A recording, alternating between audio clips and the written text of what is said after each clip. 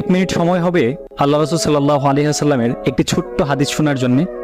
একবার আম্মাজান হযরতে আয়েশা রাদিয়াল্লাহু তাআলা আনহা আল্লাহ রাসূল সাল্লাল্লাহু আলাইহি ওয়াসাল্লামের দিকে তাকিয়ে বলছে যে, ইয়া রাসূলুল্লাহ, আপনার পূর্ণিমার চাঁদের মতো চেহারায় কালো কালো দাগ কিসের? তখন রাসূলুল্লাহ সাল্লাল্লাহু আলাইহি ওয়াসাল্লাম চুপ হয়ে গেলেন। আম্মাজান যখন আবারও জিজ্ঞেস করলেন যে, ইয়া রাসূলুল্লাহ, আপনার কালো দাগগুলো কি বসন্তের দাগ? তাহলে আপনি আল্লাহ তাআলার কাছে দোয়া করেন যেন তিনি আপনার কালো দাগগুলোকে সরিয়ে দেন। তখন রাসূল সাল্লাল্লাহু আলাইহি ওয়াসাল্লাম কান্না করে দিলেন এবং বললেন যে, আয়েশা, তুমি জানো এই দাগগুলো কিসের? আমার এই দাগগুলো সরিয়ে দেওয়ার জন্য আমি আল্লাহ তাআলার কাছে কখনোই দোয়া করব না। এই দাগগুলি হচ্ছে তাইফের ময়দানে যে ছেলেরা আমাকে পাথর দিয়ে আঘাত করেছিল, সে আঘাতের চিহ্ন। তারা একবার নয়, দুইবার নয়, তিনবার আমাকে আঘাত করেছে এবং আমাকে অজ্ঞান করে ফেলেছিল। আমি চাই না আমার এই দাগগুলো মুছে যাক।